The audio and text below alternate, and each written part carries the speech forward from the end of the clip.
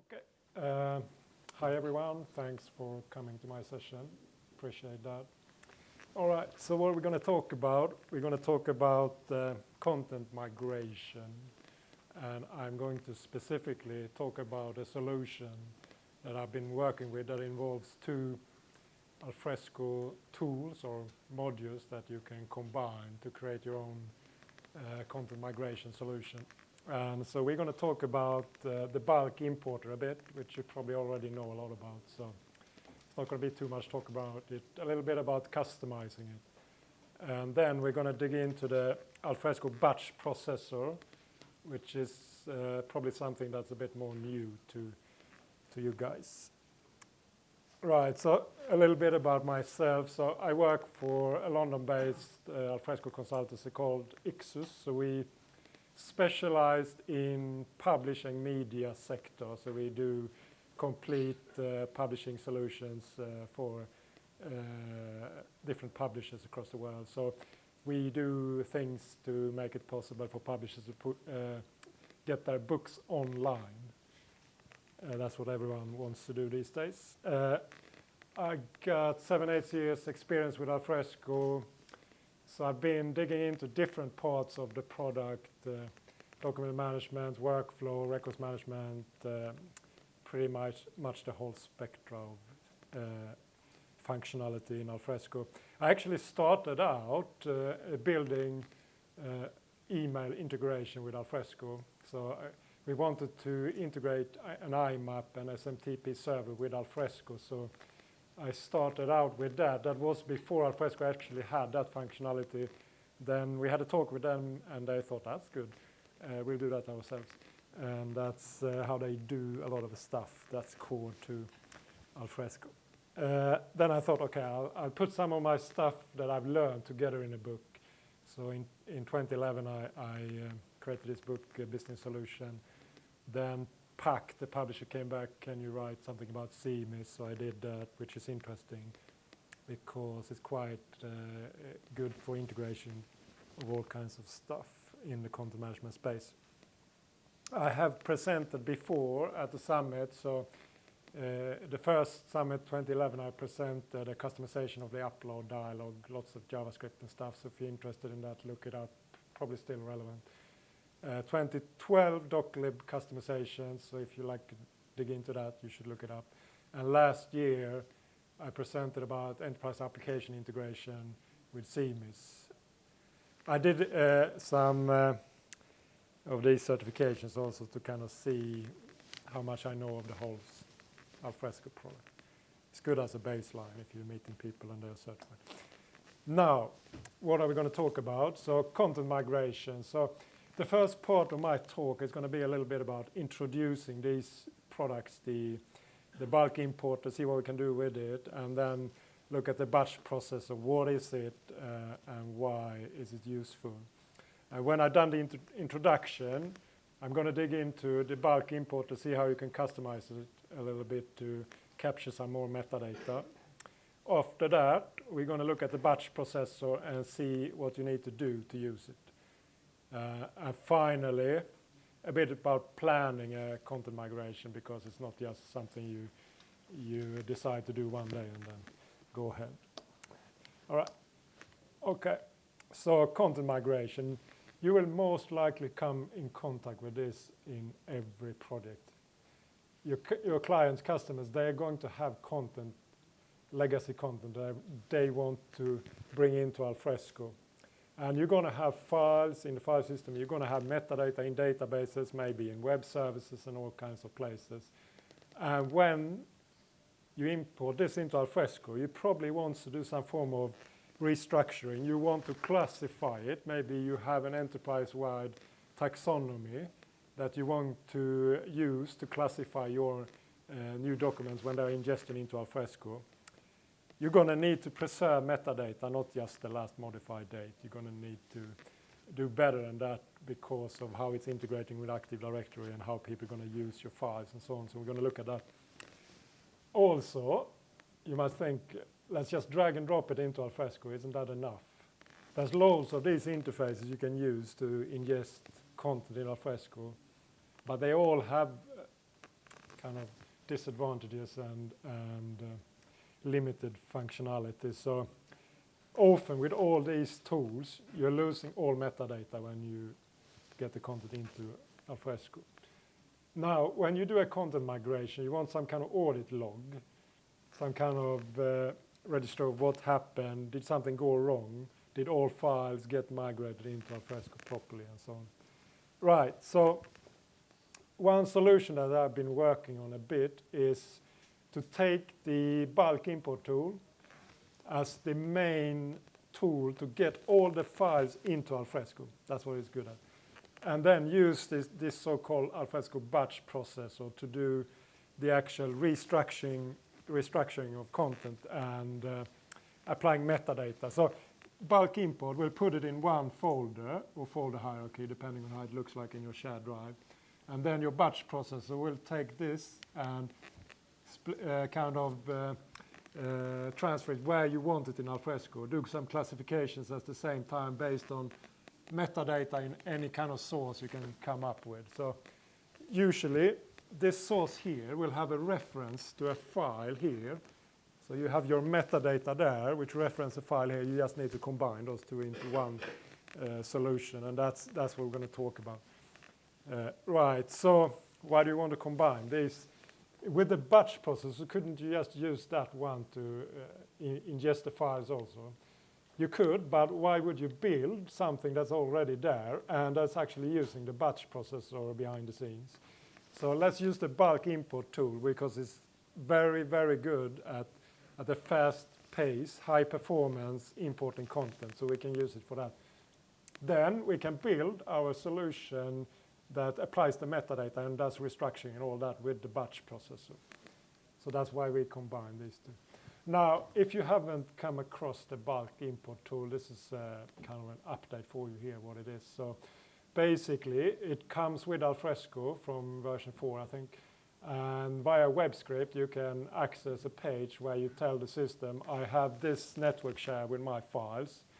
It actually needs to be local. So where Alfresco is running, it needs to be a local disk, NFS share, Samba, whatever. Network share if it's Alfresco on Windows. And then you say import all this into Alfresco, and it will preserve your folder hierarchy. It will grab some metadata like last modified date, but other things like creator and creator date, that's very important for searching and for managing the content when it's in Alfresco. It's not kind of kept. You can supply property files for metadata, XML files, but that's really practically not particularly possible. If you have 10,000 files, you would have to create 10,000 XML files to manage the metadata. In the newer versions, you can import different versions. So if you have my contract version 1, version 2, version 3, and you want to preserve that in Alfresco, you can actually set it up. So when it imports, it uses the versioning system to preserve that. You can also call it programmatically. If you would like to, for example, run a batch processing customized code and then call the bulk importer to do stuff programmatically, you can do that. But the basic functionality is quite easy to use. Right. Now, what is it not good at? Shortcomings. So, as I said, it will only capture last modified date because it presumes JDK 6. So you are missing things like creator and creator date, which is really important when you take a file from a network share, which is connected to Active Directory, which means me as a user, Martin, is in Active Directory, and I'm the creator of a file on the Windows network share. I import that into Alfresco. So if you're using the bulk import tool, you're going to log in as a user, and when that file is imported, that user is the owner. So when you look a little bit further, when you're actually going to production with this, it's not going to work. Because all the users, they're going to now be synced by Active Directory to Alfresco, but they look at their file and they're not the owner of it. What does that mean? It means they can't move it, they can't delete it, they can't do much with it, so that's a big problem. It looks good on the surface, so you just import everything and start using it. But when you're actually doing it for a real customer, problems start popping up. Also, they say, okay, I want to search for files that were created in April. Sorry, it's not possible. It doesn't preserve that. So there's a lot of limitations with the bulk import tool that we need to kind of sort out a bit of those. And it's not so good at doing associations and structuring stuff in Alfresco, so you need to do that in another way. Now, you're thinking, there are loads of tools. Why are you just talking about the import tool? So, of course, there's a whole truckload of different importer tools. So you have similar, like the bulk import, move to Alf, open Migrate. They actually are very similar, but they run in their own process, so it's going to be slower. The bulk import tool runs in context of the Alfresco JVM, so it's going to be much faster. They're going to need a little bit more training than the bulk import. You can, of course, think, okay, I can use content packages, the ACP packages, but that has limitations of size, etc. And it's often just useful between Alfresco installations and small amounts of content. You can map a drive, but as I said, you're losing all metadata when you import, and it's quite slow because it uses remote APIs to shuffle the content. Now, you have these more advanced tools like these extract, transform, and load tools, and they can actually do a lot of what the solution I'm talking about that we can create can do, but they cost a lot of money. It's quite a steep learning curve to use these tools. So to just get a simple migration solution that takes content and metadata together, it might not be the first choice. Now, what is this batch processor? What is it? It's basically a module that comes with Alfresco, and it's used by Alfresco's own functionality. So it provides you with threading and transaction management. So it's called batch processing module because it processes a batch of content in one transaction.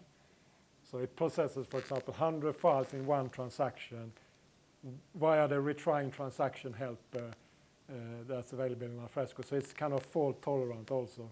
And so it has a work thread pool thing going on behind the scenes. And it has logging, it has JMX beam, so you can kind of connect to it and see what's going on. And it's heavily used by Alfresco themselves. So most likely you've seen the sync going on between your directory and Alfresco. That uses the batch processor.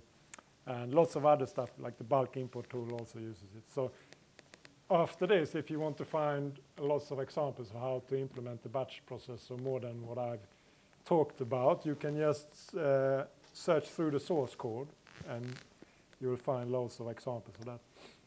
Now, can you use it from JavaScript in a simple way?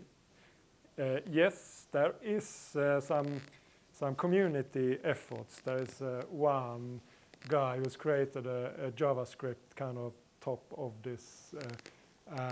So he provides a batch root server-side JavaScript object that you can use. So I have this slide just to kind of illustrate how you kick off this batch processing module. So basically, you just tell it, I want this many workers. I'm going to have a batch of 10 items in each transaction. Here's what I'm going to do. Here's some before processing, after. And here are the stuff that I'm going to process, works of units of work. So I can send that in, and it will call this in batches, and then it will report logging and stuff when it's doing that. So that's basically the batch processor in a nutshell.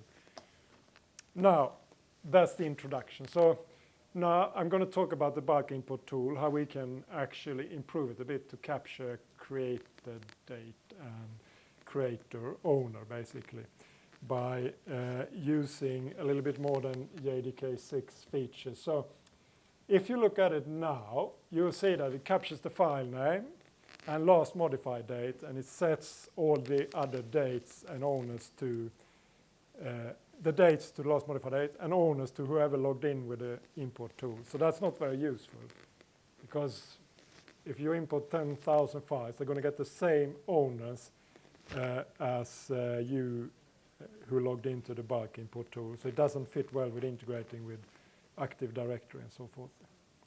Now, there's already available an API in the new IO in JDK7 where you can extract this information. So that's what we have done.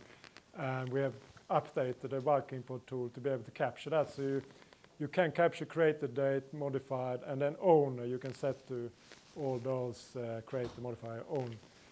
And this is really important because when you then integrate with Active Directory, everyone has the access rights that they are used to and that they expect when they log into Alfresco.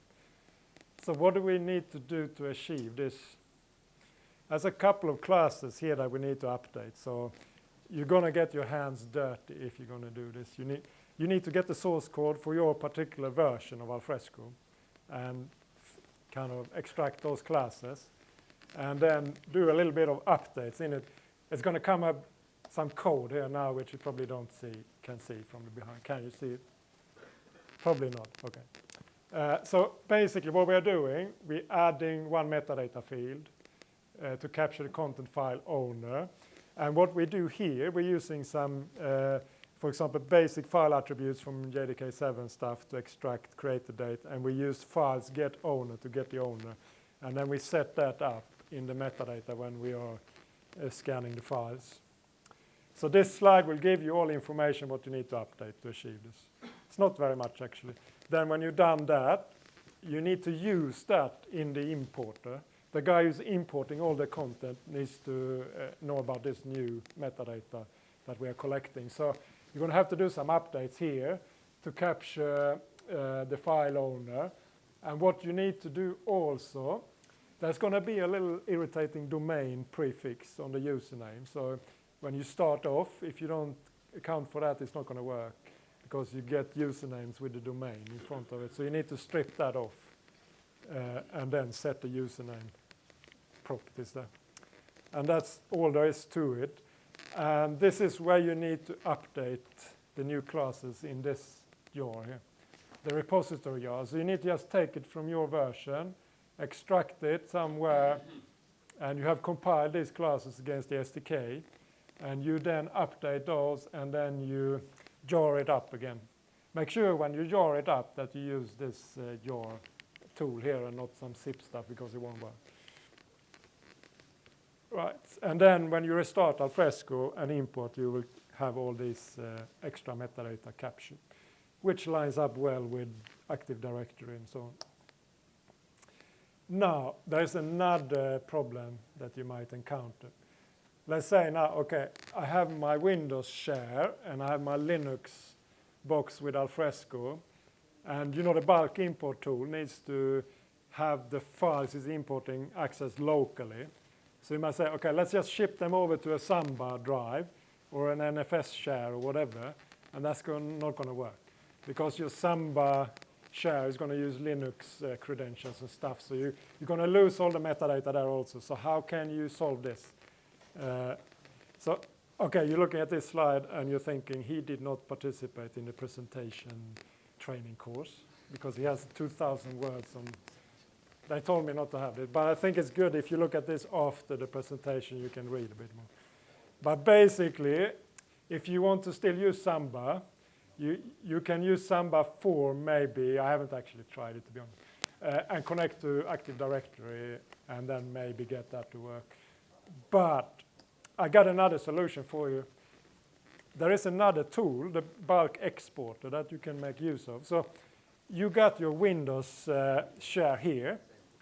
Use a temporary Alfresco installation, maybe community or whatever, and import everything here. This is in Windows, so it's no problem to have a Windows share mount here. Import everything. What you can do then, you can export everything with a bulk export tool, which gives you all the metadata. So if this here is a customized bulk importer, it's going to have the created date and last modified and owners and so forth. So you will have those correctly here when you export everything, because when you export everything, it's going to give you these XML files here automatically with all the metadata. And when you use the import tool, it can read these metadata files. So basically, you can preserve all the metadata throughout here, and then you can remove this one when you're done. So that's one way of doing that.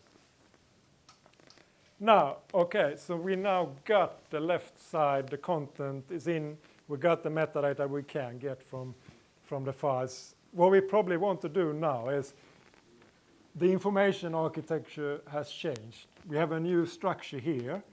We're going to classify it differently. We're going to get the metadata from a database and so on. So how do we do that? That's where the batch processor module comes into play. So that's where we need to do some coding, get your hands dirty on that one. So what I've done, just for example, I used the MySQL employees database. It has 300,000 employee records that you can fiddle around with. So you install that locally on your box. And what I did, just pretend that this is the metadata source. And I just emulated some files on the other side. So I'm going to show you some slides with the code from that. And then you can download the code also. But first, okay, what's involved with the batch processor? So when you start looking under the hood a bit, there's quite a lot of classes that are tangled together here for the batch processor to work. So what do you need to know out of all this? Basically, you need to create two things.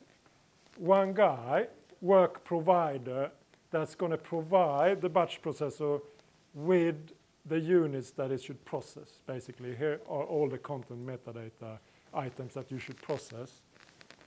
And then you need to tell it who is going to do it, who's going to do the work, a worker. So you need to implement a couple of these things to get going. So first, the work provider, what do you need there? You're going to need some kind of POJO here, a DTO, data transfer object or something, that is going to keep your metadata. It's going to have a node ref that points to the content file that's related to it. And then you have some guy, some kind of migration service that reads everything, compiles all these migratable items, and then you give that to the work provider, which will serve the batch processor in batches. Do this, and the batch processor will tell the thread pool, okay, you can do this, you can do this, you can do this batch, and so on. So that's the first part. And here's an example how one of these migratable POJO items could look like. One good thing is to keep some kind of item status, because everything is not going to go according to plan always. So you might read metadata, but there is no content file for it. You might read metadata, it was faulty or something. So you want to keep for each migratable item some kind of status. And here I'm fetching employee number, department, and name. That's from the employees database. And then the usual stuff, and this stuff to make it work in the collections library thing. Okay. Now we need a work provider. So this guy is going to provide the work to the batch processor.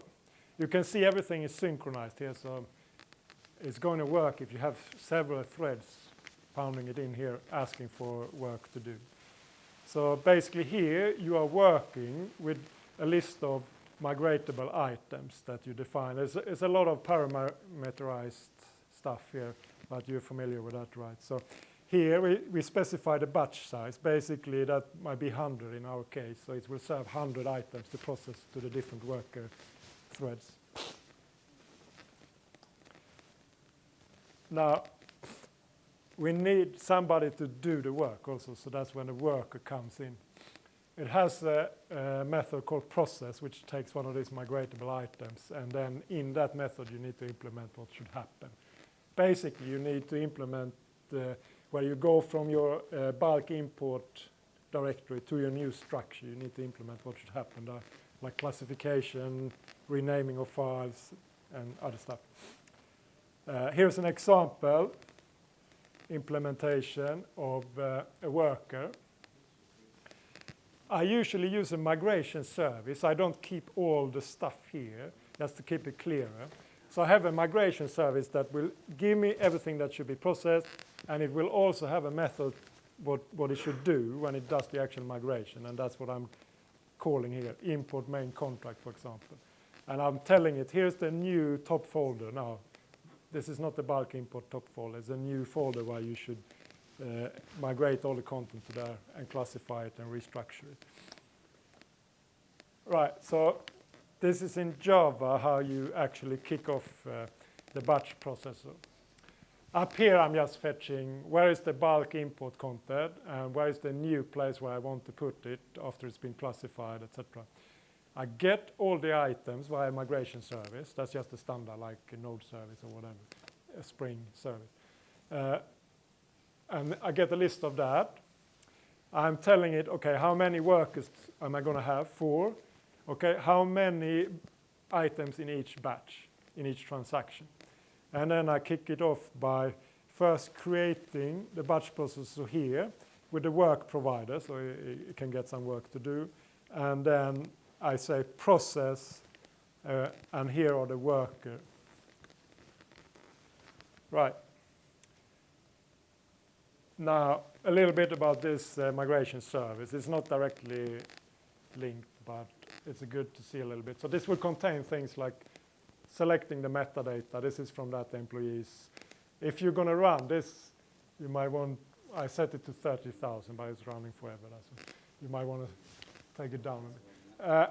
And then I'm just reading in the metadata. This bit here is the importance. So for all metadata, you want to look up your content files that matches. So in this case, I've said, okay, it's actually the move here. Employee number plus .pdf, that's the naming convention. Why I have copy here is confusing probably. It's because, let's see why. Actually, sorry, I'm just fetching, that's the next slide. I'm fetching just one PDF because I didn't want to do 30,000 contracts. So I just put one file there and commented out this that looks up the proper file based on naming convention. Probably confused now. So this gets everything that you need that should be processed and migrated, and it also matches metadata and content. Now, the worker is going to call this method to actually do the migration. And what's happening here is you're going to type it, you start the classification. This is the main contract. So you need to have the content model already done. You need to be in production. The system needs to be live and gone through UAT and before you start doing this stuff. So you set the type, you set the employee data. Here I've said, okay, we're going to have a new folder structure based on department. So you do that stuff here also. This is where I was babbling about copy. Usually you move the node. You don't want to start copying or do stuff. You just move it out from where the bulk import put it to the new location. But when I was testing, I didn't have 30,000 files. That's I was just copying one, which actually didn't turn out to work super well. Because you just get one worker all the time if you're running this up because of locking of one file from different workers. Right, so when you do this, you also want to start looking at if it was missing a doc file. So this was set up when you actually got all the items. So you try to look up a matching content file, didn't find it, set the status to missing doc file. You can have loads of other kind of error codes, and then when you do the migration, you can decide what to do. That's the idea.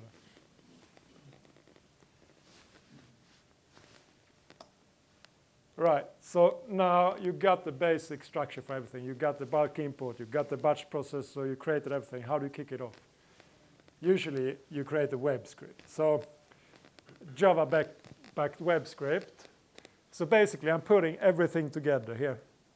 I have worker, work provider, the migrating content method, and then I just call that from here. So it's actually not that much code needed to do this. So this is the migration service that I bring in here also. And this I'm fetching what should be processed, configure the batch processor, executing it, and it will use the worker and work provider. Spring context. It's a couple of important things here, or one specifically. So the migration service is going to be called from the retrying transaction helper stuff. And it's important that you don't do kind of nested transactions to get the speed going. So use the lowercase services here that doesn't have transaction or doesn't have security or anything, actually. It's going to be much faster. And that's the web script where you feed it with the migration service, etc. All this source code, you can download it. When you're kicking this off, you're going to get some nice logging for free. So here it says, OK, I'm commencing a batch of 30,000 employee entries. And you see all the workers here, and you see it kicking it off here. OK, I did 100 entries, 200 entries, and you can then figure it out yourself. You can set different sizes of batches, different number of workers, and depending on what kind of server you have, how many CPUs you have. So if you set 20 workers, that's not going to have much use if you have a 2-core CPU, right? Depending on the kernel threads and user threads and so on. So you need to think about that. Yeah. Right, so now we actually have the complete solution. So we have the left side and the right side of bringing content and metadata together. The last bit here I want to talk a little bit about is the migration. In the beginning, I said maybe the bulk import tool could be useful for a primary use case. People say is one-off migration. I don't think so. I think in a real scenario, you're not going to be able to migrate all content in one go. It just doesn't work like that. You have different teams, different departments, different groups ready to migrate at different times. So you're most likely going to do several migrations. So you have last sprint, you have UAT, you have deployment to production. Then you have the first team. You kind of set going live per team. So HR, you're going to migrate this and that date, and you're going live with Alfresco this and that date. And then you take another team and so on. What you might need to do here also is when you do the migration, if your system has a lot of policies and rules and stuff, you might need to think about which ones to turn off before you do the migration. Otherwise, you might have unexpected behavior. If you are doing the classification, for example, in the migration service, and you have rules and policies that also is doing some form of classification, it might be a bit of a mess. Right, let's see. Another thing, just a short note about that. You can do some stuff team by team. So if you have this team kind of way of doing migration, you can set up and use a staging area on your Windows share. And you can tell the team, OK, here, so usually you have all the files on the network share in a mess, bloody mess. And it's different versions, it's unstructured, all kinds of stuff. You can then tell them, please sort out what you want to go into Alfresco, and this is the staging area where you're going to put that, and that's from where I'm going to do the bulk import. So that's another part of this puzzle that you might want to use. So there might actually be a bit of there might be an extra step where you have a staging area, working with the staging area, and then should I put that in? That's it. Any questions? All right, thanks a lot for coming to my session. Appreciate it.